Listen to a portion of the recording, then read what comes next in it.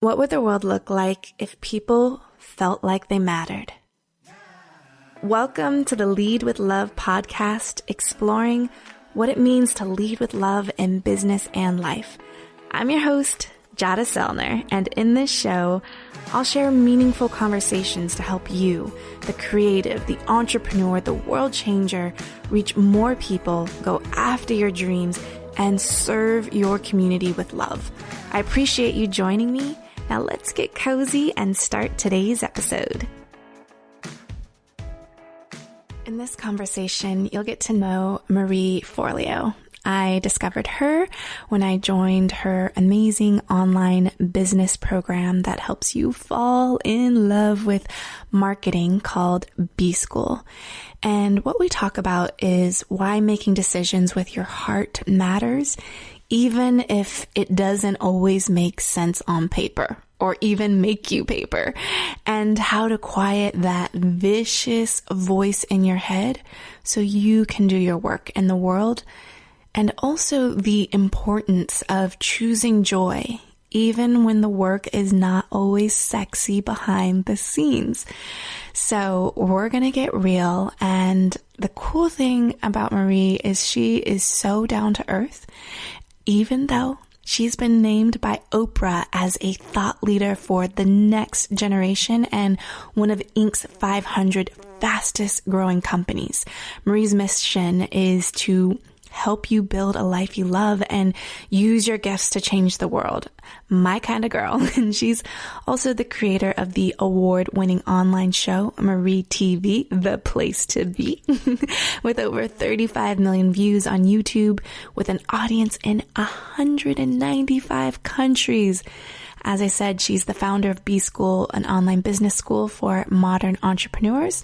And through her Change Your Life, Change the World initiative, every product purchased helps support a person in need. So let's dive in. Hello, Marie. Hi, Jada. So good to be with you. I'm excited to jam with you. And, the intention of this show is about talking to people who are leading with love in business. And I just had to tell you the rabbit hole of how I found you. My elementary school friend, her name is Leah.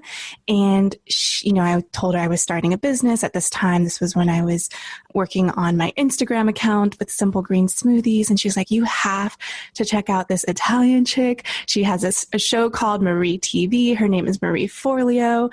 And I just binge watched on all the Marie TV, and you were just launching B-School. I watched the entire video training series. I didn't buy it at that time, but you promoted it a couple months later. And I was like, I have to do this. And I remember, telling my husband and my business partner, and they were just like, maybe you could do it next year. I was like, no, this is the thing. And I just want to thank you for your service of all the free, valuable video content that you add into the world. And then how you just tie all the pieces together with B-School, which we can talk about a little bit later. But I think it's always helpful for people to know how I found you as, word of mouth marketing, which I think is a real big piece of the business pie that you have going on in your world. Thank you so much. I always love hearing these stories because they're so interesting, and I appreciate that. And I appreciate you. Yeah. So as I said, lead with love. How do you lead with love in life and business? I know it's a big question, but I believe that you've got that answer inside you.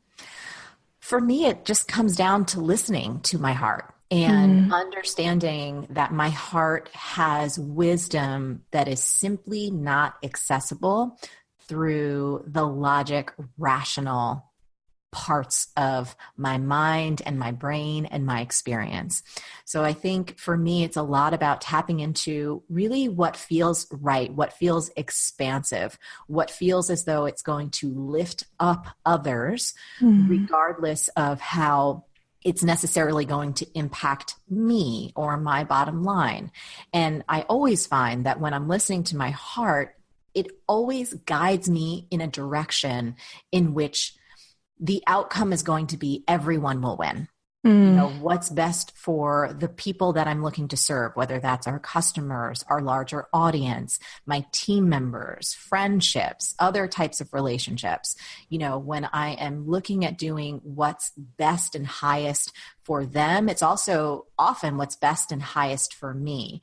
And that always doesn't come through when you're purely looking at something from a very logical or rational place. When you're making pro-con list on paper, or you're trying to make some kind of decision and it's based on finances, or it's based on positioning, or any of those types of lenses. Oftentimes it's a very kind of binary decision. Things are black and white. There's a winner and a loser. But when you're leading with your heart and really tapping into the wisdom that lives within you, I often find that the outcomes are very much win-win. Yeah. So I am curious from that perspective, and I'd love to hear both sides. Is there an example that you can tell me in your own business, a story around when you chose to lead with your heart and it didn't make sense on paper? Oh my goodness. So many times throughout my career. I think I can kind of sprinkle in some anecdotes here. Throughout my trajectory, we've had a lot of people that have kind of surfaced and said, hey, we should really, do a television show. Let's pitch something with you. Let's come up with a pilot. Let's shop it around to all of the different networks. And on paper, I think for many of us, perhaps not all, but many, that is one of the things that people would like to do, right? Have their own TV show and kind of go that route. And on paper, those kind of things look like, yeah, that's the next logical step. That's something that everyone would want. It would expand your reach. You'd make a difference to a lot more people. Perhaps there's even greater financial upsides and all of those things. But for me, leading with the heart, I knew and I could feel instantaneously, my body truth was that wasn't my path. And that wasn't my path at those points in time in my history. It's not saying that perhaps that won't come in the future, but I knew that by listening to my heart and leading with my heart, that I was not creating a ruckus for a bunch of other people, including myself, including my own team, including my own personal relationships. So what do I mean by that? The only things I say yes to are things that I can do with 120% of my energy and enthusiasm, and that I know it's fully aligned, that I really want it. And I could understand that, saying yes, okay, let's try to come up with this show idea and let's try and pitch it around. I could already feel that part of me was pulling back. Didn't want to do it. That means I wouldn't be showing up and giving my best to partners. That means I would be taking energy away from my own team. That means I would probably not be as happy at the morning, afternoon, and nights with Josh. So by not listening or leading with love, even though I would have been chasing some ideal of success or some paradigm of someone else's idea of success, what I really would have been doing would be damage to myself and others.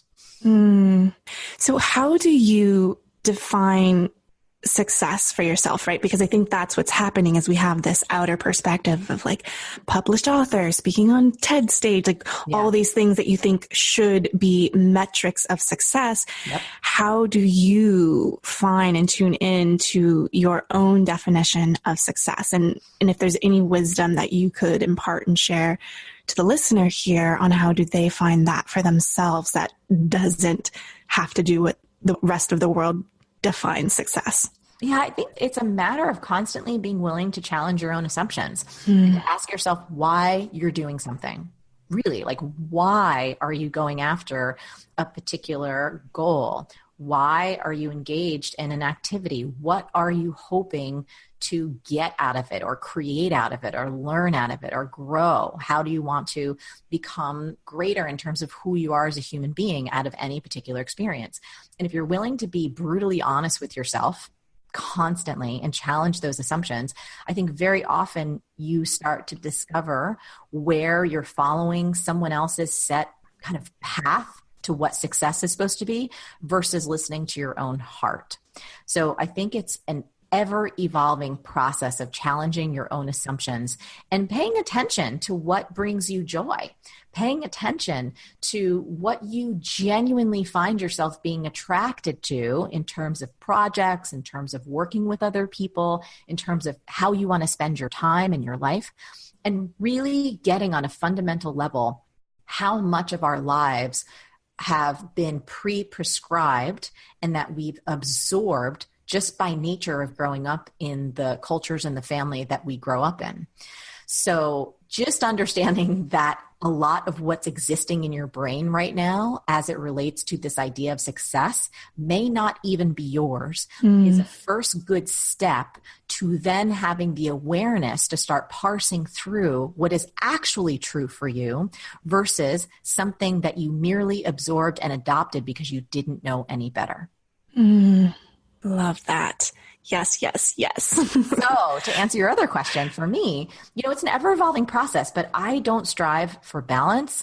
I don't strive for, a particular quote unquote, external metric, so to speak. For me, the metrics that really matter are my health, my joy, my sense of fulfillment, and how much fun I'm having on a day-to-day basis. And that's very, very clear that this entire experience of life is all journey. Like there's literally no destination. The moment that you achieve something beautiful that you set out to achieve, whether it's, you've launched your website, you've reached a certain number of customers or users in your business, you've written and published a book, you've gotten married, you've had children, any of these beautiful milestones, which are worthy of pursuing. Anyone who's accumulated a certain pile, if you will, right? Yes. That we really wanted, and then you've experienced, you're like, wow, okay, so what's next? And pretty soon you realize, wow, this whole thing is journey. None of it is destination. Yeah. So that's why the joy piece is so crucial, and the fun piece is so crucial to me, because at the end of the day, that's all it is. And if you're not enjoying yourself, if you're not having fun, well, what the hell is the point? Yes, yes. Oh, I love, love, love it. And I think, I've been married for 12 and a half years now. And it's like, yeah, getting married. But then there's all that journey never, ever, ever ends. Never. It's a relationship, right? Yeah. The marriage is just like this tiny little pin dot on a calendar of a singular event, most often for like a few hours in one day. Oh no, now the real work starts, honey. Yes. Oh, I love that. So could you share a time where you made a decision where you weren't leading with your heart, leading with love, where it did make more sense on paper and logic was, leading and running the show? Oh yeah, absolutely. So this was earlier on in my career. I remember I was very insecure and, just trying to get ahead like everybody is, and wanting to do anything I could to kind of build up my credibility and to be able to reach more people. So my intentions were pure, but there was someone who wanted to work with me, and it was a man, and he was wonderful in terms of very intelligent, really kind, experienced, very connected. All of those boxes were kind of checked. And I remember he wanted to develop a coaching program together, like something that we would do together and market together. The profits would be split and all of the stuff. And I just remember feeling in my heart, like my mind was going, this is a great opportunity, because this human being was so well connected and had such a large network and, already had access to the types of people that I wanted to reach with my work. And we were kind of working behind the scenes on this potential project, I think for like maybe 3 to 6 months. I don't remember the exact length of time, but we're going through the motions and having these regular brainstorming meetings and, pushing things forward from a content perspective and a marketing perspective. And I just didn't look forward to those calls, and I would dread them. And I'm like, I just really can't see how this thing's going to come together. Like it was not bringing me any joy at all. And I remember feeling so guilty, Jada, because I was like, oh my gosh, I've wasted so much of this person's time. Like I don't want to complete this. And I really got the lesson that I said yes because I was trying to get something. You know what I mean? I was trying to get ahead. I thought that he had access, and saying yes to this opportunity would be some kind of stepping stone that would, put me on this trajectory to where I thought I should be. But the truth of the matter was I didn't want to do it. And I was so afraid to have that difficult conversation that, you know what? I need to pull the plug on this. Yeah. I'm sorry that all these big financial plans and like the months and months and months of work that we've put into this is not going to go anywhere. But I did it. And I can't tell you the sense of relief that I felt, and how, my heart just exploded with like heart emojis, joy emojis, cartwheel emojis, all the things, once I released myself and him from this project that was kind of doomed to fail. Yeah. Oh, it's so fascinating how just the fact that you're like, this was 3 to 6 months in. Yeah.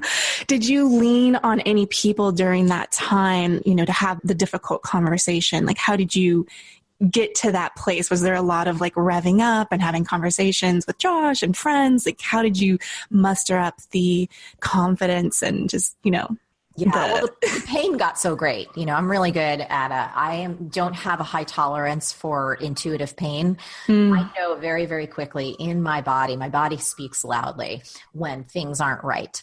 And it becomes to a point where it's almost like the voice is so loud inside, and I start to get physically ill when something's not right, that I literally cannot tolerate it for that long. So I had conversations, of course, with Josh, and I'm certain that I had conversations with other people, around me at that time, and just kind of floated, hey, what do you think about this? And they're like, girl, you know your own answer. You just do this like ASAP. And I was like, yep, you're right.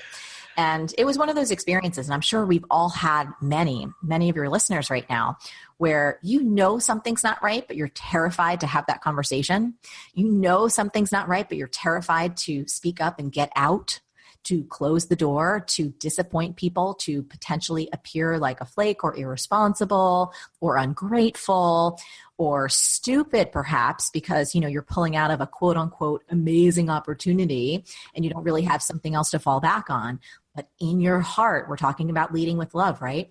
And a lot of that love needs to be directed at yourself. It means that you have to pay attention to the direction in which your heart is leading. It will never lead you wrong. So you have to have the courage to be able to give voice to that which your heart is telling you, so that you can stay on your path. I just want that to sink in. Love that. So you mentioned insecurity, and if people look at your business, they look at your website, they look at the amazing grads, and you've got confidence swag now. So I'm curious for you, what were those insecurities in the beginning as you were building your business, that were happening, and how did you move through that? And then I'd love to layer an extra question on that, is the insecurities that you might even be experiencing today. Oh, yeah. So insecurities when I started were plentiful. For me, I was terribly insecure about my age, because I started my coaching business when I was the ripe old age of 23. And even my own logical mind was like, what are you thinking? You have not even lived any life yet. Who the heck is going to hire a 23-year-old life coach? This is dumb. This is so stupid. You need to go back and get in a corporate job, woman. So age was a big insecurity. I always never felt smart enough, never felt qualified enough. I don't have an MBA, and, I'm not the one who's sitting around doing philosophical and intellectual arguments, or, have this kind of mind, which I admire so many people who, if, that is their strength. It's really not mine. Such a goofy sense of humor. Some of my insecurities also revolved around the fact that I am a multi-passionate entrepreneur. That was a little phrase that I coined. Yes, I love it. Initially, I felt so broken and schizophrenic, and like there was something wrong with me, because I had such a passion around personal development and coaching. I had such a passion around business. And at that time, when the online world of digital media and online companies was in its embryonic stage, this is like 2000, 2001, I had such a passion for spirituality and speaking in public and writing books and all of these seemingly different things, including hip hop and fitness and dance. And I didn't see myself reflected in any of the kind of classic books at that time, which were giving advice about how to find a career that you love, or, what you should be when you grow up, or how to manage yourself when you're kind of built with the kind of DNA that I have, which has a ton of energy and has a lot of different things that she wants to do in this world, but I didn't fit into a box. So I was extremely insecure about the fact that I felt like a weirdo. Yeah. I was insecure about virtually everything. The fact that, the way that I speak and my sense of humor and the fact that I'm a very straight shooter and I don't use proper or even real English all the time. I mean, there was a myriad of things that I was insecure about at the beginning. And part of what helped me not be held back by those insecurities was a very deliberate process of training myself to be engaged in doing the work rather than having my attention on myself, worrying about whether or not I was doing the work right.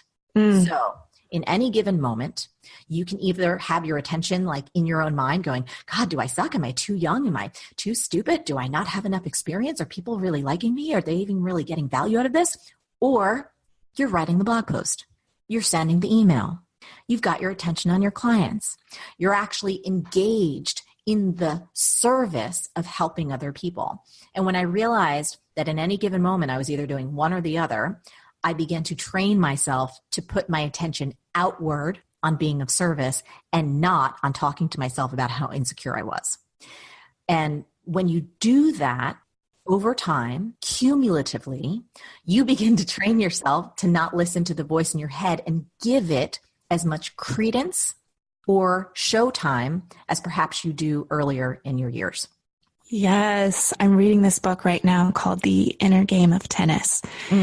And Steve Kerr, the coach of the Warriors, I'm a Golden State Warriors fan, and the coach that, led the Seattle Seahawks, having them doing meditation, talks about the self one and self two, right? And the self one is the one with the voice and all of that stuff. And self two is your body, the one that's actually on the court doing the work and allowing that to do what it already knows how to do naturally and intuitively. And so if people could just rewind what you just said, and if I could just re-listen to that over and over again to remind ourselves of those two parts, because even me with this podcast, all those voices that you just mentioned, they've all come up again, and I'm a published author and I've spoken on stages, and it's just so fascinating how that voice creeps back up when you're putting yourself on the line. Well, here's the thing. It never goes away. And that is the big thing that most people don't get. They think that there's some mythical, magical day that's going to come when they're successful enough, when they've have enough, achievements under their belt, when they have enough years on the court,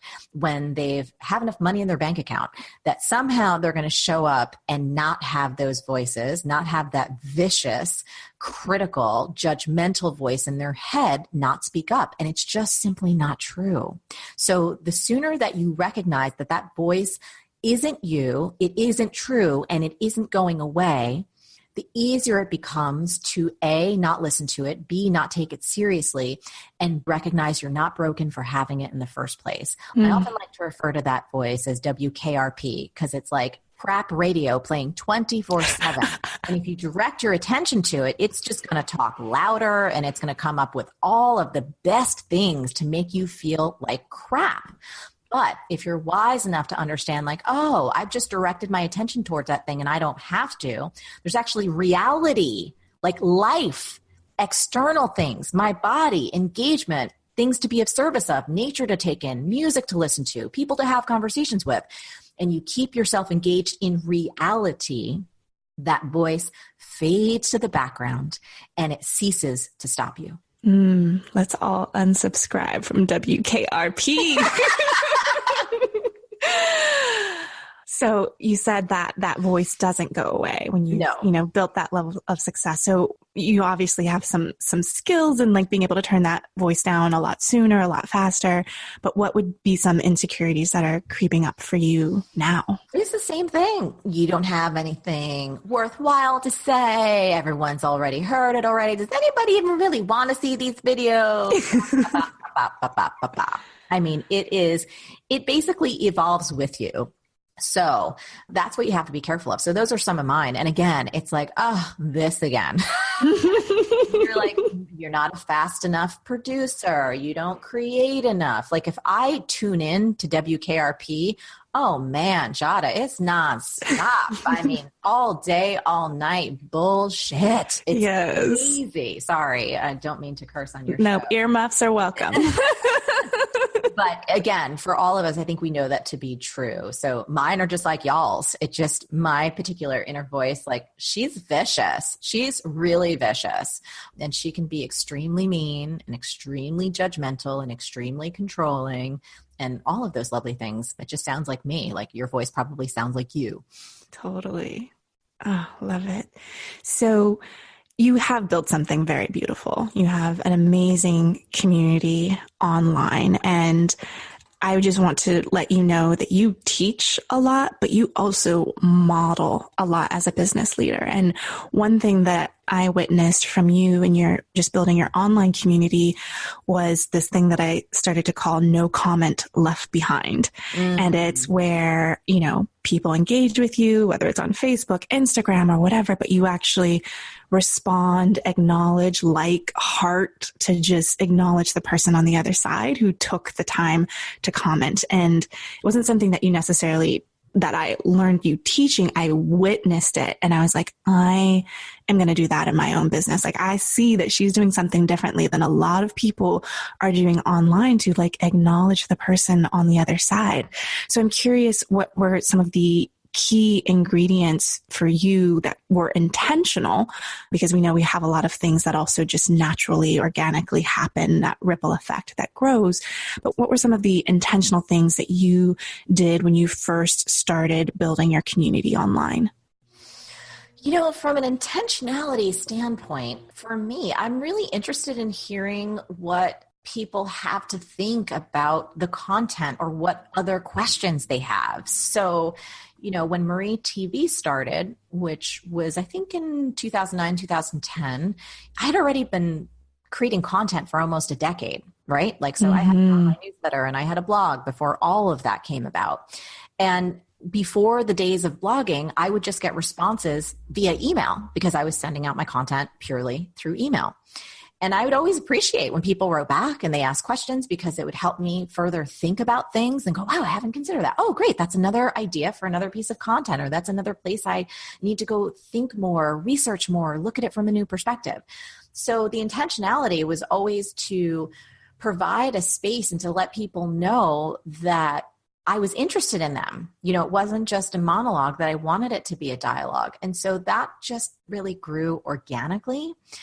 And then in terms of the community, another place that I'm very intentional about is, you know, people disagreeing is fine. Everybody has different perspectives and those are wonderful. Everyone has such a different background that they come from, and they have different goals and different priorities and different experiences. So not agreeing or seeing things from a different perspective, that's all welcome, as long as it's done from a place of respect and compassion. I have zero tolerance for people that are unkind, that are hateful, that leave vitriolic comments, that attack, whether it's myself or my team or even another teacher, even somebody I don't know. It's like, nope, not allowed here. Just not allowed here. Yeah. You know, negativity is absolutely toxic for our well-being. It's toxic for our mental health, for our physical health, for our emotional health. It doesn't do anything good. And again, that is separate and distinct from having a thoughtful, engaged, even spirited debate about ideas or concepts or point of views. Very, very different. So for me, it was always really important to create safe spaces online and to not make bones about the fact that if someone's being a total a-hole, they're going to get removed. They're going to get out. They're out. If they need a refund, they get a refund. If they don't need a refund, they get no refund and they're still out. Or if they need to get blacklisted from my list or just taken off, like whatever it is, I just have no tolerance. Again, if someone's in pain and they're asking for help, that's different. You know, if someone is struggling with something and we're trying to help them find their way and they're still in pain, that's different. When people just want to tear someone else down or tear them apart, or, you know, unfortunately in the world that we live in today, some people are just, the things that they can say can often get downright scary. That's where we have to draw the line. And from a logistical perspective, you know, you have a larger community online on YouTube and Facebook and Instagram and your email list. How do you, from the intentional decisions around your team, how does that look for you to sustain that level of engagement and sounds like boundaries of, making this a safe space online. Absolutely. Well, Team Forleo is amazing. And so whenever you see them, whether it's on the blog or in social media, they have their own accounts. So people will know if it's the team responding on behalf of our spirit and heart and love, right? Mm-hmm. Or they'll know it's me because they'll see my face and it's my response. And that's, who's responding when it's me. It's me. So we just have a shared ethos of values, and if there's ever a question about something in our Slack channels, we'll talk about it and we'll have a discussion. If someone's like, I don't know, this is kind of borderline, what should we do? Oftentimes, if we notice someone, we try and do a little bit of research on them. Like, are they a customer? How long have they been in our world? Are they having a tough time? Should we reach out to them privately and personally? You know what I mean? There are many, many different ways, and how we handle situations is very contextual. So it's not processed down to a point where it's robotic. Yes. But everyone that I work with are highly intelligent, empathetic, caring humans. So they're going to take each and every instance where there is something that's perhaps uncomfortable or borderline, and then circle around it and have a discussion and then do whatever they feel is best. And, 10 times out of 10, they always make the right calls. And if they want my input on it, they'll ask. And I'm always happy to contribute because, again, these are real people. And one of the things we always try and remember is that whoever's on the other side of that keyboard is a real human. And one of the things I also like to remember, and as much as possible, I'm certainly not perfect at it by no means, but that every communication is either a loving response or a cry for help. So we do our best, and I do my best. And again, I am not perfect at this, but I try and see beyond the hurt. And I try and always remember, Michelle Obama's famous line, when they go low, we go high. Yes.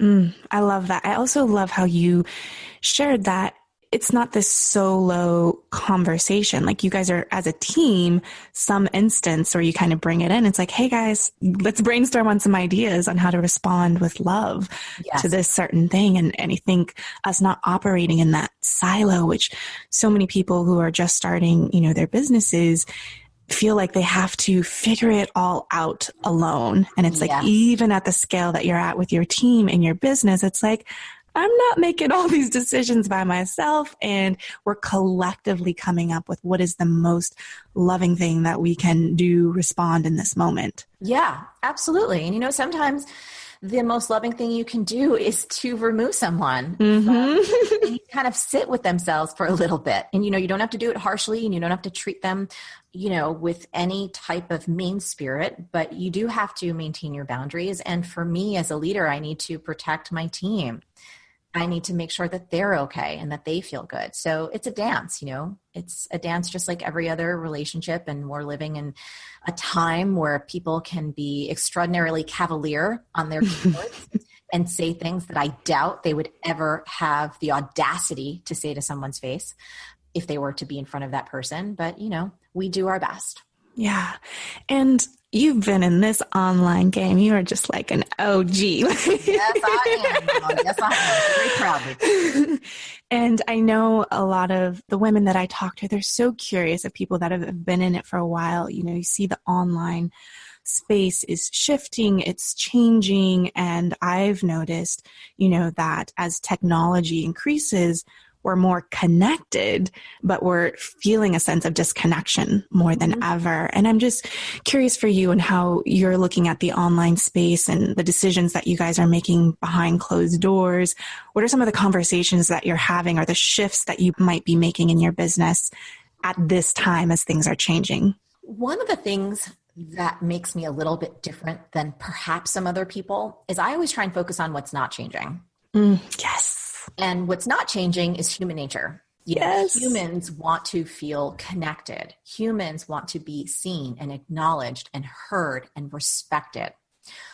So regardless of how the tech evolves, regardless of how many different ways people can interact, whether it's on Facebook chat or, we're kind of going through every different platform, and who knows in like the next 3 to 5 years, how many more platforms will be kind of born. If you're looking at Instagram right now, it's almost essentially like 3 different platforms in one. There's the main posts, there is Instagram Live, and then there's stories. So it's incredibly multi-layered and complex. So rather than getting caught up in that and feeling overwhelmed, for me and for our team, we always like to focus on our intentions and our mission and really what doesn't change. And that is us striving at every touch point to make a meaningful difference in the quality of people's lives. So we're always putting our decisions through that filter. And how would we feel if we were communicated to in this way? What is the kind of content that we want to see and we want to consume and we want to create? What are the types of experiences and programs that we wish existed in the world for us? So we're always putting it through those lenses that are pretty timeless. This way, as the tech landscape continues to evolve, which it constantly will, all we're doing is learning some technical this and that. You know what I mean? Yeah. Like a few other buttons, or this is how this works. But that's like 10 or 15% of what we focus on. That's just perfunctory, right? That's just making sure that we have an ability to engage and to make sure that we execute things from a technologically sound place. But the core work is the stuff that's timeless. So we don't spend, and I don't spend too much energy worrying about like, oh my God, I got to keep up with everything. Because I'm like, you know what? Half of it is like a hot flash in the pan. I remember I felt very vindicated, even though, a lot of people are on Snapchat. And then of course the younger generation for sure. But I remember everyone's like, oh my God, Snapchat. And I was like, really? I was like, it's cool. But I'm not going to worry about that right now because I have a gajillion other priorities that for me and my priority set are more important. And when Instagram came out with stories, I was like, oh, hell yeah. So I think everyone really has to follow their own heart, right? Yes. In terms of what they want to pay attention to. If someone's like, oh my gosh, I just love being on all the new things all the time, and that's what fires you up. It's like, God bless, go for it. For me, what fires me up is those timeless elements of connection. So that's where I put the majority of my focus. Thank you for saying that. I just had a little rant last night about this of just, everyone's like, what's the online trends? And I'm like, no, it's the trends. No, it's about like what's classic, tried and true that never changes. And I love that you're like human nature and that we crave connection. So thank you, thank you, thank you. Just like a hallelujah at the end of that. Yes. So what is, you talked about joy in, looking for those, that's what you're measuring in your day-to-day and work. So what are some of the maybe unsexy things that you do in your business on a day-to-day or weekly basis? And then what are some of those parts that do bring you joy for who you are in the world? Oh, well, so much of business is the unsexy stuff. I think, what people don't realize, and I try and talk about this as much as humanly possible, is I think the vast majority of what it takes to create a highly successful business, especially at certain points of growth, and we're always growing, we're always evolving, but it's the non-glamorous stuff. It's like having those decisions about what's going to get developed. It's, looking at prototypes. It's working on copy. It's understanding the numbers. It's going through team meetings, hiring decisions, insurance, all of the different things that happen in the background that support the entire infrastructure that allows us to then have this incredible show, right, that has an audience in 195 countries. It's what allows us to have this platform and this experience, B-School, which transforms tens of thousands of lives that we're so proud of. So those are all the things that they're kind of front-facing that people see, and they'll see me on, our actual show and, wearing weird wigs and doing videos and doing all the goofy stuff, which, by the way, that brings me so much joy. Yes. But that's a tiny, tiny piece in terms of the nitty gritty. And I happily do this, especially for the version of Marie TV where it's just me answering a reader question. It's not like the call-in show, and it's not a guest interview, but it's just a singular answer. we script those because I have my weird sense of humor. I want to be able to build in my comedy sketches, and that stuff just can't happen on the fly. It's like, you've got to order the props. You've got to actually rehearse. You got to make sure the joke works. You have to make sure the graphics work. And that takes a tremendous amount of like hard thinking work. Even though it doesn't seem like it, it does. And so the grind then becomes in all of the prep work.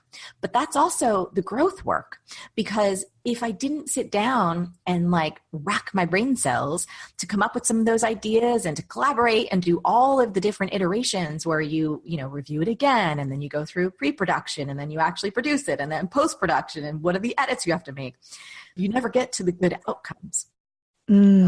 A lot of the quote unquote day to day is extremely not glamorous. And some of it, quite frankly, can feel like a grind.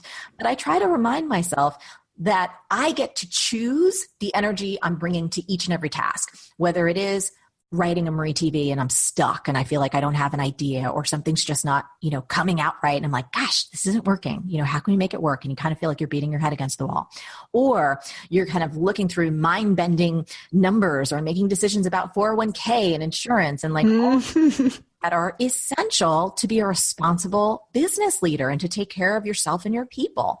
And those things aren't necessarily quote unquote fun, but the more I can catch myself complaining in the moment that I have to do them, and if I've already made the decision that yes, I should do this, then it's up to me to choose to engage with a sense of joy and enthusiasm, because that's always a choice. It's always possible.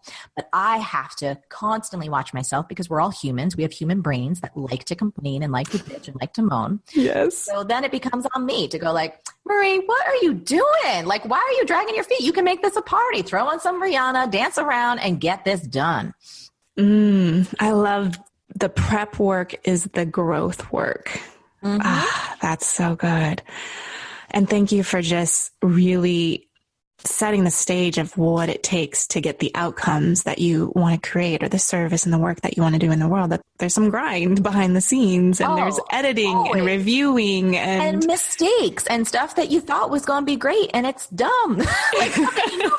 Things where, and that's the process of creation, though. You have to give yourself room to try things and to experiment and to likely waste some time and likely some money and all of those things, because not everything goes as planned. And when you're innovating and you're creating and you're not following a set script or a set blueprint that someone handed you, like a business in a box, which in my opinion, those never work.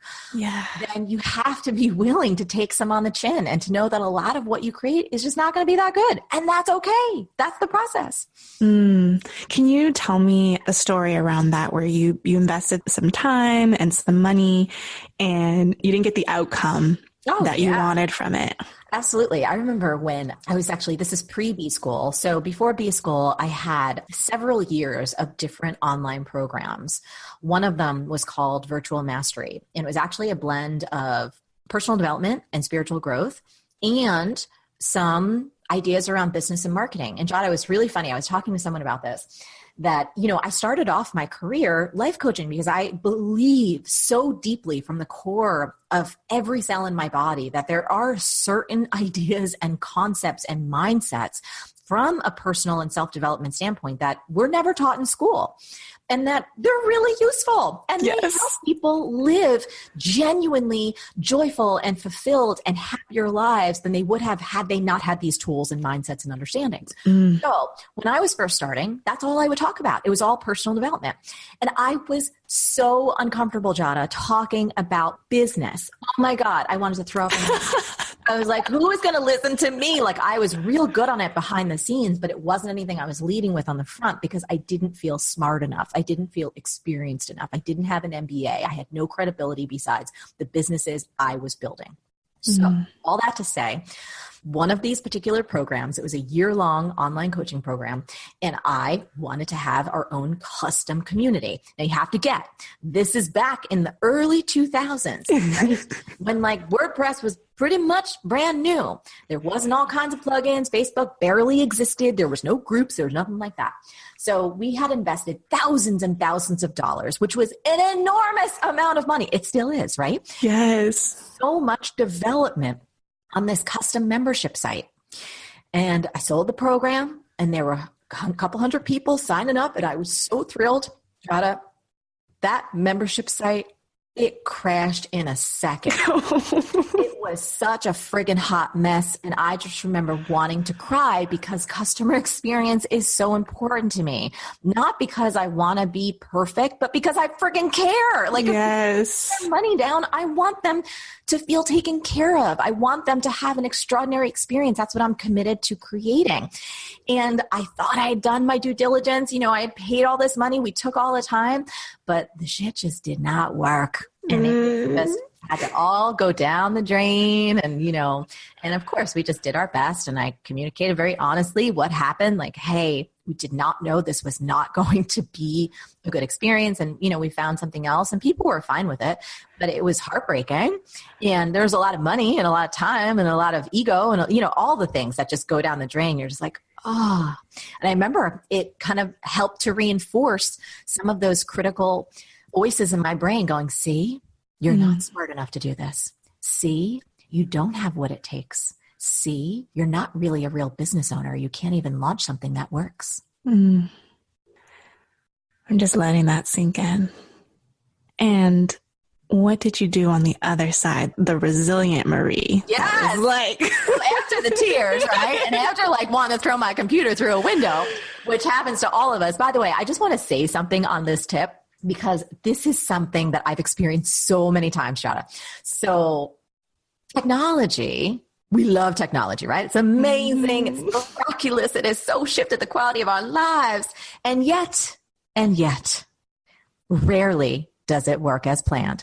Most often when you've got something big on the line, like the webinar, the video, you can't connect, everything falls apart, the internet goes down, there's no cell signal. And I remember thinking to myself that I must be the only one in the whole world who has these problems. I imagined all of my business idols, like, Richard Branson doesn't have problems like this, or, whoever I was kind of admiring at that moment in time. I just created this fantasy that they never had tech difficulties, that they never sent out the wrong email with the wrong link, that nothing ever went wrong. And it was all about me being a dummy. And as time's gone on, can I just tell you, my goodness, everybody has shit shows. Everything falls apart on all of the people. This is the world we live in. I was joking the other day because on my cell phone, I was trying to talk to a friend, and literally this friend, we're both in LA. I'm outside, right? No big buildings where I am. Same thing with her. And the phone just keeps busting out. And I have a brand new phone, and I'm like, what? How is it 2018 and we have not figured out how to stay connected? Totally. Right? And I'm sure you've probably experienced this. I don't know if you've experienced yet, but I'm sure with some program, right? Oh, yeah. Everything, it's all supposed to go right. And then it just doesn't. And we have these ideas about everyone else has it better than we do. But getting back to your question, the resilient Marie kind of licked my wounds, dried my face, took a deep breath and said, you know what? The show must go on. I am not going to let this stop me. It is experience. I have a little mantra that I live by. I win or I learn, but I never lose. So I didn't take that as a loss. I took that as experience. And you know what? It saved me because I stopped trying to build things from scratch at that point in my career. I didn't have the tech staff to support it.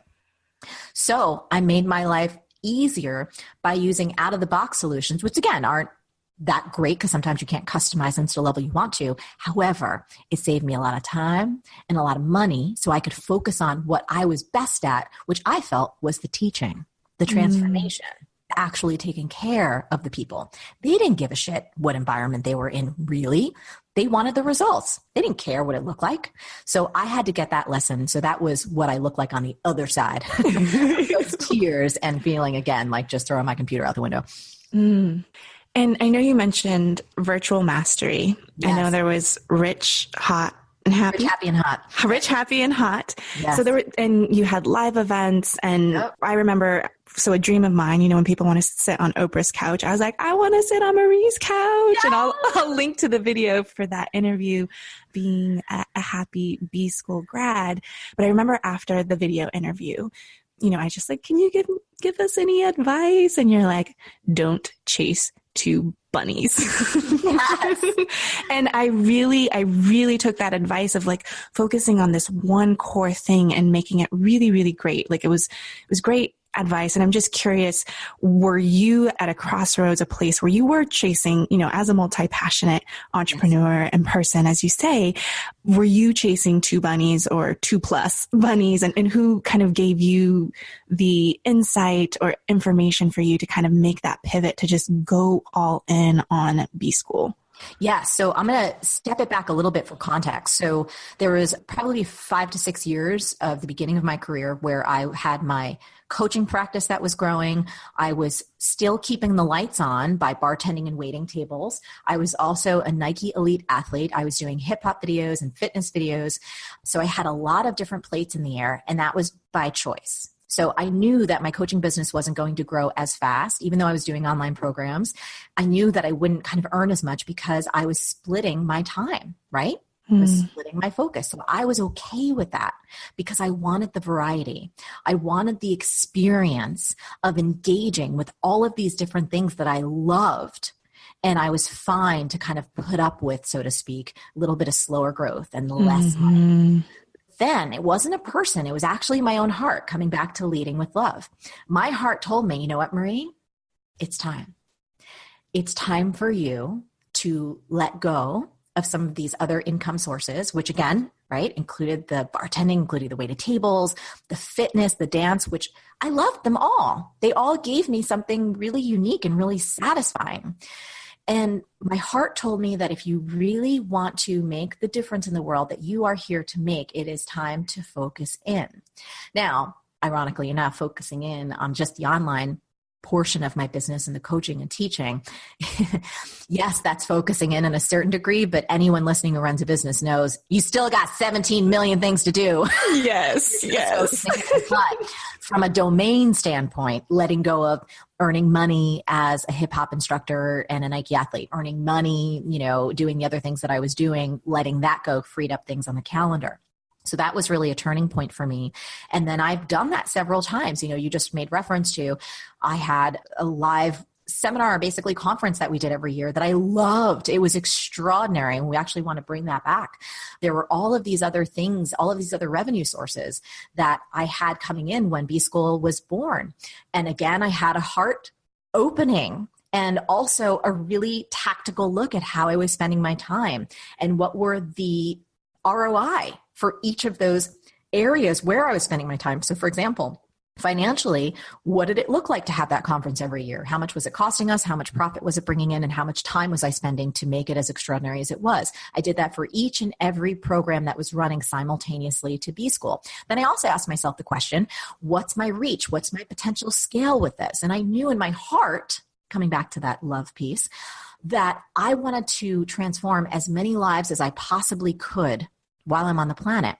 And when I looked at the in-person event, because I'm very particular about where I hold things and how I have things, that event was at Donna Karen's Urban Zen Center, which is this very gorgeous space. And, it's dramatic and the lighting and there's like trees on the rooftop and all this stuff. And I realized that in order to make that bigger, I would probably have to go to a ballroom in New York, which I just didn't want to do. It wasn't aligned with my vision.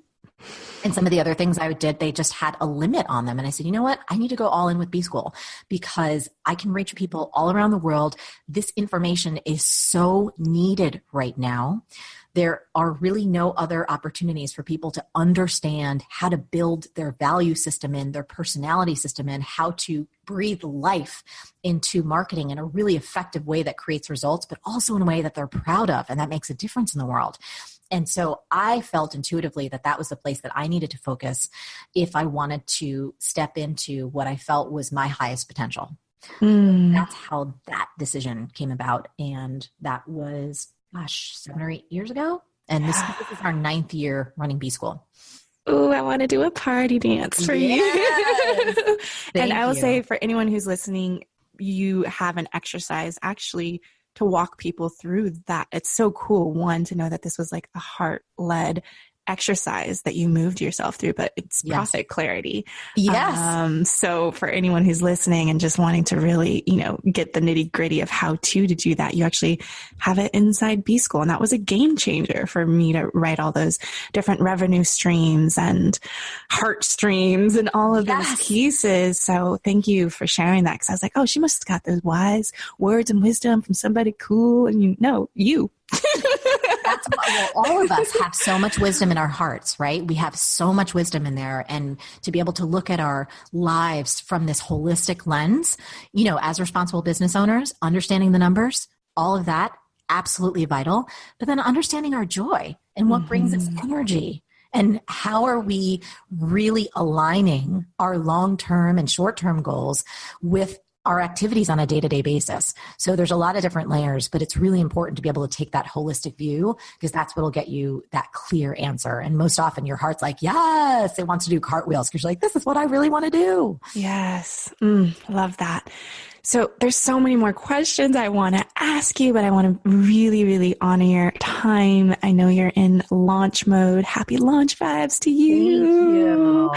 So I think for my last question, because you talked about just that holistic lens in business, and I know that you are, Josh is a creative, you are a creative. And so this is more like personal, selfish. I'm married to creative, a husband who, does theater, and he runs a children's music program. And so just any words of wisdom and of how you, as two creatives doing your own work in the world, how you navigate that. Yeah, I think, first of all, for anyone, it's not easy. Like relationships, period, are not easy, whether those are friendships, relationships with your kids, or relationships with the love of your life.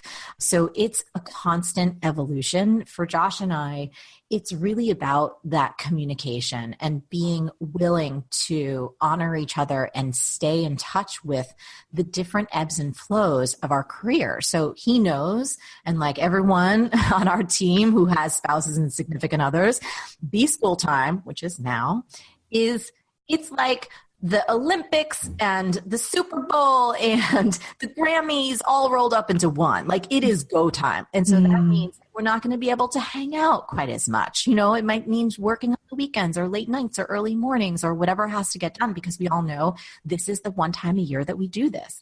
And with Josh, if he's working on an enormous movie and he has to do lines over the weekend or something's happening, it's just having that communication that's constantly open, where we can let each other know how we're feeling, what's happening. And then from a practical standpoint, using the calendar to schedule in those days off or those vacation times that are sacred, so that in the midst of so many ships crossing in the night and so much busyness, that we prioritize connection time. We prioritize our downtime together, which means free from technology, going away and getting off the grid. I'll say that, Josh and I are coming up on 15 years being together. It's not always easy, and sometimes it's difficult, but we've gotten better over time, and that I'm happy about. But I really do think it's about honoring each other and supporting each other's vision, and then be willing to say, when you need them. It's like, hey, I don't need a lot. I just need an hour of you. Or, I just need to have a little coffee in the morning, or whatever it might be. And I think for all of us, when we have significant others and we are running a business, we have to constantly remember our priorities, and that our significant other needs to feel number one. In reality, if you look at your time, for most people, this is true. They're going to spend the majority of their time at work. So if you just look at it from the calendar, it actually looks like work is number one. But from an emotional and a heart place, you have to make sure that your significant other knows that they are actually your top priority, and that you can stay in constant contact about how to make sure that they feel that that's not just lip service, that it's true to experience. I have some conversations to have after this. My husband's actually in the other room with our little 20-pound puppy, Clementine, and he's like holding down the fort. I'm like, I can't have Clementine barking. Can you go sit with her? Yeah. So beautiful. Marie, you are just sparkly, all the bright lights. Definitely will link up to B School and also your amazing event that you did speaking at Oprah's Soul Session. Like, you are just on fire in so many amazing ways. And I just thank you for giving yourself permission to be yourself so that we can all do the same. Jada, congratulations on your incredible success and your growth and all of the change and the transformation that you're creating in the world. I adore you, and I just can't wait to continue to watch you soar above the clouds. You're amazing. Thank you. Thank you so much for your heart and attention in listening to Lead with Love. If this message, leading with love in life and business, and remembering the humans and beating hearts behind the numbers and all of that good stuff, I would love for you to take the time to leave an honest review. It would mean the world to me, and it also helps more people find out about the goodness and helping spreading more love in the world, which we really, really need. So I would really appreciate that, and I'll talk to you soon. Bye.